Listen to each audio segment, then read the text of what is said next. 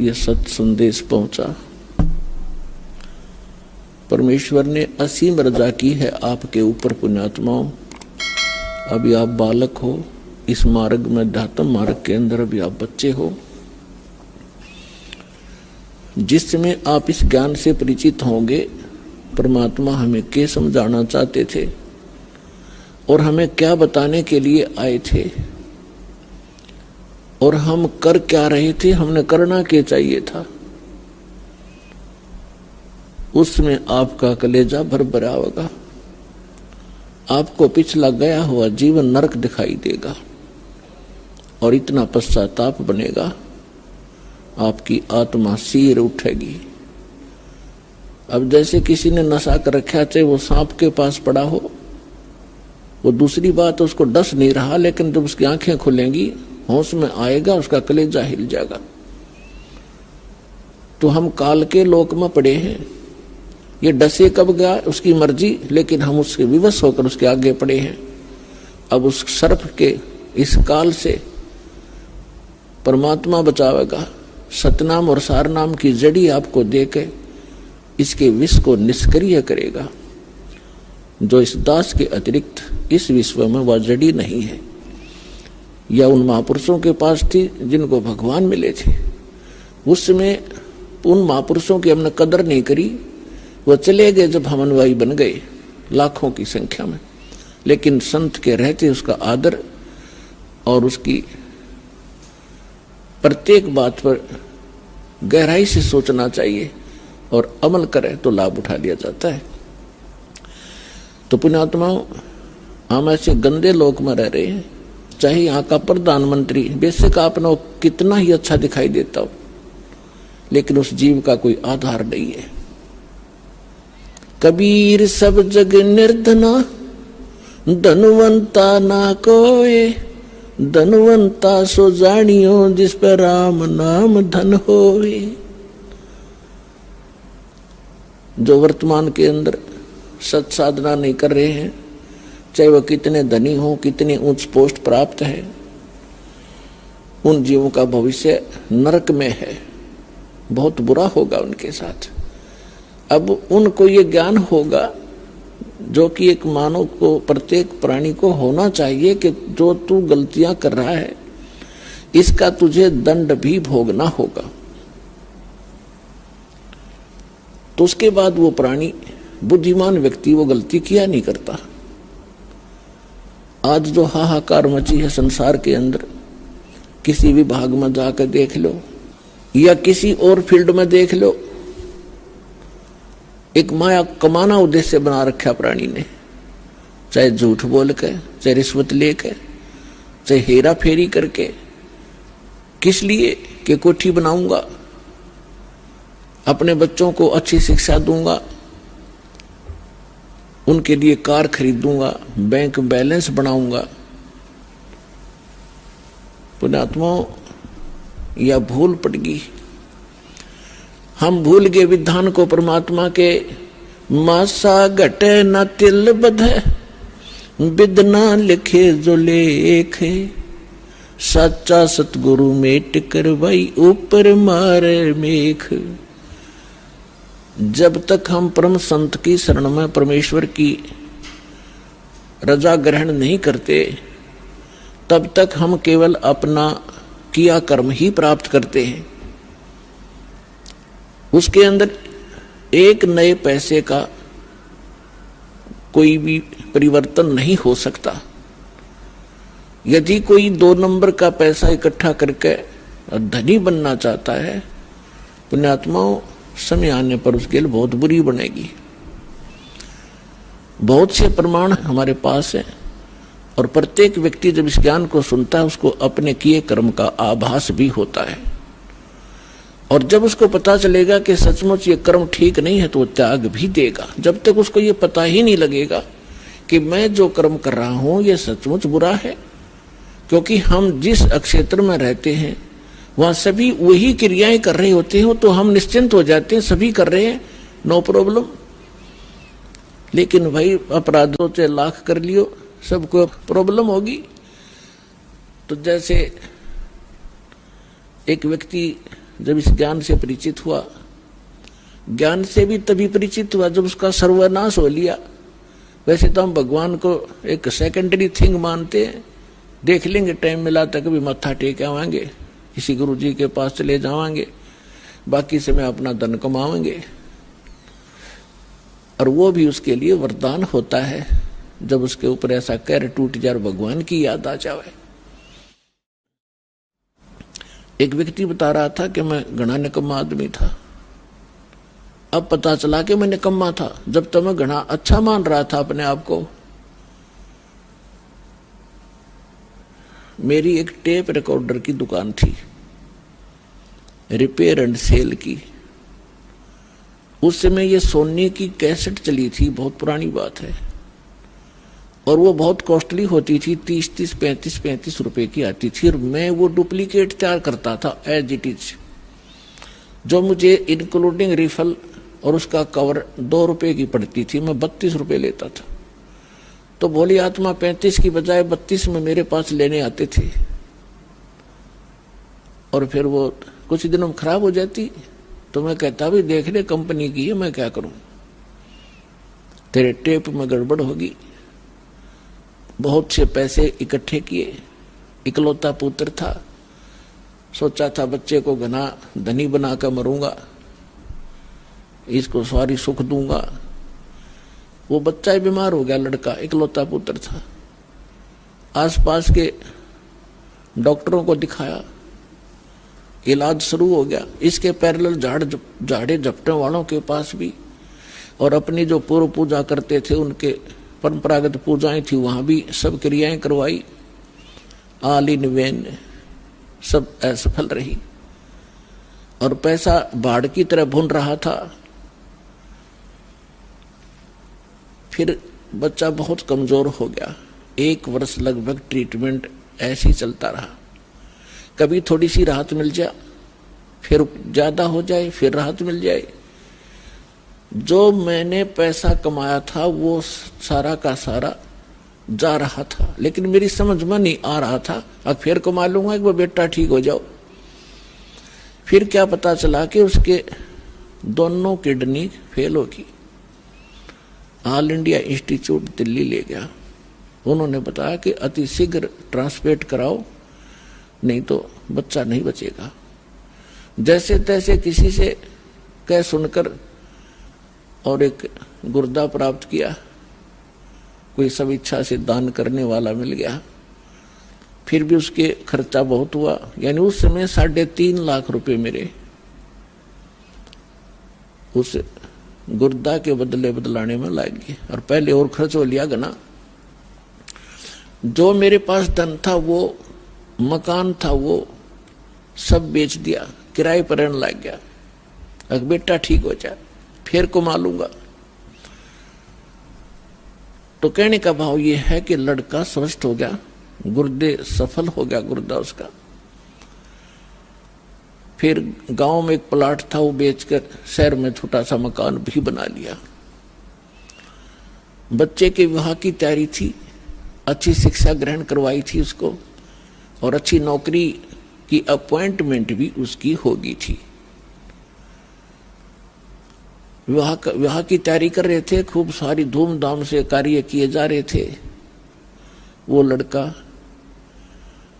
एक अपनी कार में जा रहा था, एक गाड़ी से टकरा गया, ट्राले तय, यानी बस दुर्घटना में उसकी मृत्यु होगी। बस में जा रहा था।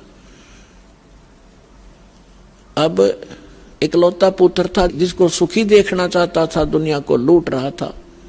फिर मेरा वो लड़का भी ना रहा, टक्कर मार के रो रहा था। फिर ऐसे ही आपका कोई भक्त मिला, उसने मुझे एक कैसेट दी। तब मुझे अपने किए कर्म का आभास हुआ और मेरा सर्वनाश हुआ। तो तब मैं परमात्मा की तरफ चला, ना तो शायद मैं भगवान भी याद नहीं करता।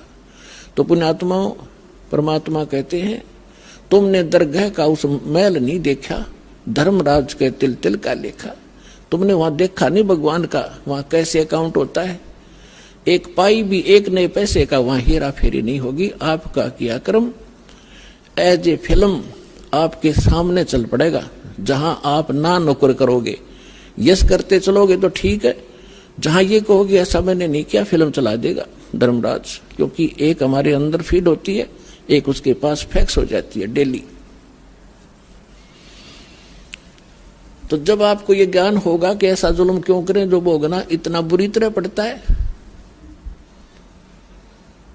तो उस समय आपको कैसा महसूस होगा भगवान बताते हैं। जैसे किर का जहर का रंग होरी हो, कहो कौन तिस खावे राम रंग होरी हो। यदि आप होली यानी होली मनाना चाहते हो, खुशी मनाना चाहते हो, तो परमात्मा के इस राम नाम की होली में आप समावेश कर लो। इसमें ये राम नाम की होली में आप अपना पार्ट कर लो, हिस्सा कर लो, यानी पूर्ण संत को गुरु बना लो। और यदि आप यहां भी सुखी होना चाहते हो, परमात्मा की शरण ग्रहण करो और फिर परमात्मा के ज्ञान के आधार से भक्ति करोगे, दान धर्म करोगे, तो आपको वो समर्थ परमात्मा आपके भाग्य में ना होगा तो भी देगा। हम जब तक परम संत के माध्यम से और परमेश्वर उस परम अक्षर ब्रह्म कबीर परमेश्वर की शरण ग्रहण नहीं करते, तब तक हम अपना केवल जो पूर्व जन्म का संस्कार है वही प्राप्त होता है। चाहे बुरा है तो बुरा मिलेगा, अच्छा है तो अच्छा मिलेगा। और जो पुण्यकर्मी प्राणी हैं, आज वो बड़े बड़े सेठ बने हैं, कोई राजनेता बना है, कोई अभिनेता बना है, कोई IAS IPS बना है, कोई डॉक्टर इंजीनियर बना है, कोई जज बना है, कोई एडवोकेट बना है। तो ये पिछले जन्म के घने पुण्यकर्मी प्राणी हैं। और ये सारा जीवन खोटे कर्म करें, चलो सभी तो नहीं करते, चाहे वो सारे जीवन में कितनी गलतियां करें, कितने 2 नंबर के काम करें, उनके पिछले पुण्य उनको प्राप्त होंगे ही होंगे। और उनको एक सबसे बड़ा धोखा ये रहेगा कि हमारा कुछ बिगड़ा को नहीं, हमारा क्या बिगड़ गया, वो फलाने ने ऐसा कर दिया, दकड़ियों ने ऐसा कर रहा था, आज भी वो सुखी है। तो उनके साथ साथ और भी उसी आग में गिरते चले जाएंगे। लेकिन जब हम परमात्मा के विधान से परिचित होंगे कि जब तक आपके पुण्य चलते हैं, आप चाहे डाके मारो, चाहे हत्याएं करो, चाहे बकरे मारो, मांस खाओ, शराब पियो, झूठ बोलो, और चाहे 2 नंबर के काम खूब करो, आपके पूर्व जन्म के पुण्य आपको मिलते रहेंगे। और जिस समय वो पुण्य क्षीण हो जाएंगे, फिर पाप का दौर शुरू होगा। फिर देखना क्या कहर टूटेगा उस घर के, उस प्राणी के ऊपर। यदि वो मनुष्य जीवन भी ठीक ठाक निकल गया तो घने पुण्य थे उसके, लेकिन पापों का ढेर उससे घना है भी। वो नेक्स्ट जीवन में भक्तिहीन प्राणी कुत्ते की योनि में जाएगा और फिर उसके सिर में कीड़े पड़ेंगे, वहां कोई ट्रीटमेंट करनी आ नहीं पाओगा उसको। तो पुण्यात्माओं, ये कोई डूम बाट के गीत नहीं है कि वैसे ही आपके सामने बेतुकी बकवाद की जा रही है। परमात्मा का वो गूढ़ रहस्य और यथार्थ विधान आपके रूबरू किया जा रहा है, जो खुद भगवान ने बताया और जिनको परमात्मा मिले उन महापुरुषों ने बताया। और ये दास केवल एक टेप रिकॉर्डर का काम कर रहा है, उनके बताए ज्ञान को एज इट इज आपके सामने बोल रहा है। अब परमात्मा बताते हैं, कबीर लूट सको तो लूटियो, राम नाम की लूट, पीछे फिर पछताओगे, भाई प्राण जहांगे छूट। वो पृथ्वीपति चकवे गए, जिनके चक्कर चलंत, रावण सरीखे कौन गिने, भाई ऐसे गए अनंत। राम रटत दारिदर भलो, टूटी घर की छान, वो कंचन मैल किस काम के, जहाँ भक्ति नहीं भगवान। राम रटत कोड़ी भलो, चू चू पड़े जो चामे, वो सुंदर दे किस काम की, जा मुख नाही नाम। कबीर जिव्या तो वाए भली, जो रटे हरि नाम, नहीं तो काट के फेंक दियो, ये मुख में भलो ना चामे। पुण्यात्माओं, जिह्वा कितनी काम की चीज है। हर प्रकार के टेस्ट बता देती है, खाने में सहयोग देती है, परमात्मा का गुणगान करती है।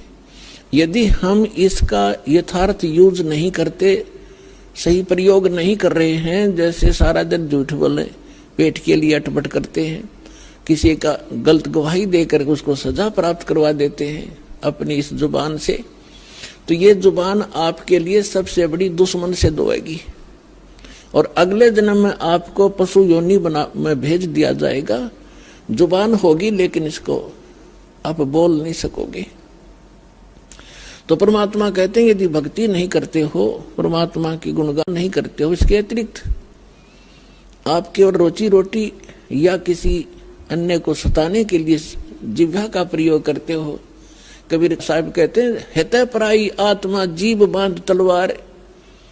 एक तगड़ा व्यक्ति एक कमजोर व्यक्ति को ऐसा वचन बोल देता जुबान से, अब उसकी पार तो बसाए नहीं, क्योंकि वो हर तरह से उसे तगड़ा है, बलशाली भी है, वैसे भी राज में पहुंच है, तो वो व्यक्ति उसको प्रति उत्तर ना दे करके बैठ कर रोता है अपने घर पे, उसकी आत्मा दुख पाती है।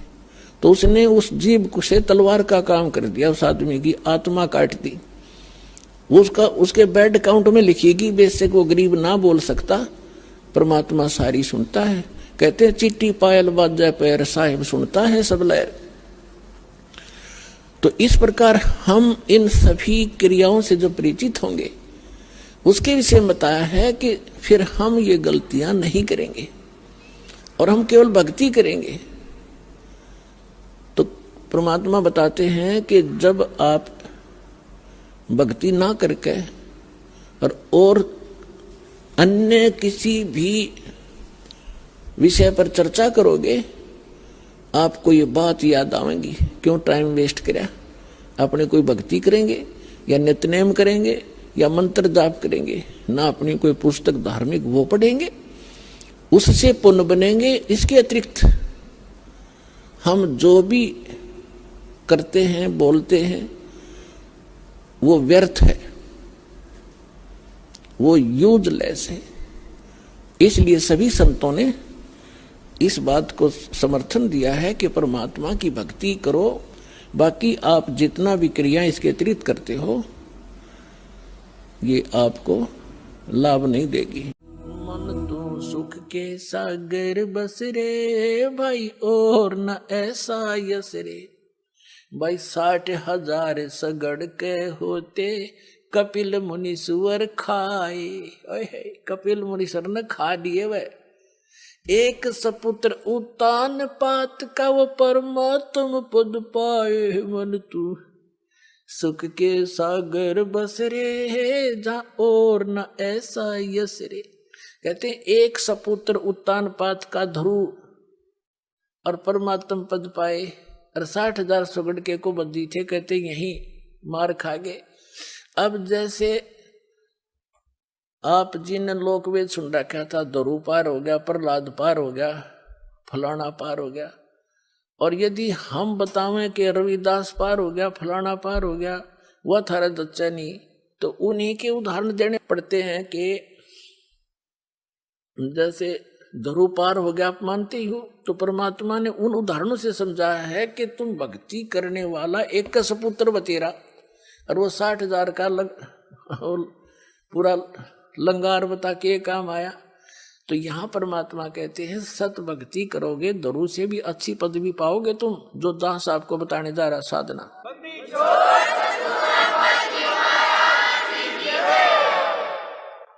तो उसकी तुलना करते हुए कहते हैं, कह तो माता भगत जने, और या दानी दाता या सूरवीर होता है, वो ना अत्याचार करया करे, और ना किसी के कहने तक किसी को सताया करे।